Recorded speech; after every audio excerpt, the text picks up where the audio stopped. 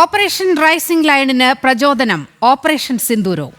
ഇറാനിൽ ഇസ്രായേൽ ആക്രമണം നടന്നതു മുതൽ സമൂഹ മാധ്യമങ്ങളിലടക്കം ചർച്ചയായത് ഇതാണ്.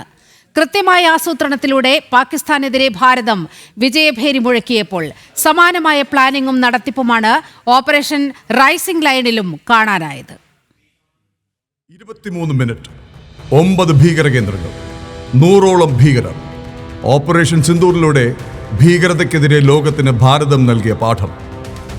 78 മിനിറ്റ്, 200 പോർവിമാനം, 100 കേന്ദ്രങ്ങൾ. ഓപ്പറേഷൻ റൈസിംഗ് ലൈനിലൂടെ ഇറാന് ഇസ്രായേലിന്റെ താക്കീത്. പുലർച്ചെയായിരുന്നു 2 ആക്രമണങ്ങളും. ഇന്ത്യൻ സമയം 1:05 മുതൽ 1:28 വരെയായിരുന്നു ഓപ്പറേഷൻ സിന്ദൂറിന്റെ സമയം.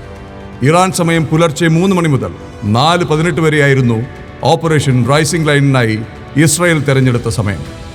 5 ഘട്ടമായുള്ള ആക്രമണമാണ് ഇറാനിൽ നടന്നത്. 200-ലേറെ ഇസ്രായേൽ പോർവിമാനങ്ങളാണ് ആക്രമണത്തിൽ അണിനിരന്നത്. ടെഹ്റാൻ, തബ്രിസ്, ഇസ്ഫഹാൻ, കിർമൻഷാ എന്നീ പ്രധാന നഗരങ്ങളിലാണ് ഇസ്രായേൽ ആക്രമണം നടന്നത്. ഇറാന്റെ ആണവ പദ്ധതിയുടെ ഹൃദയമായ നറ്റാൻസ് ആണവ കേന്ദ്രത്തിൽ അടക്കമായിരുന്നു ഇസ്രായേൽ ആക്രമണം നടത്തിയത്.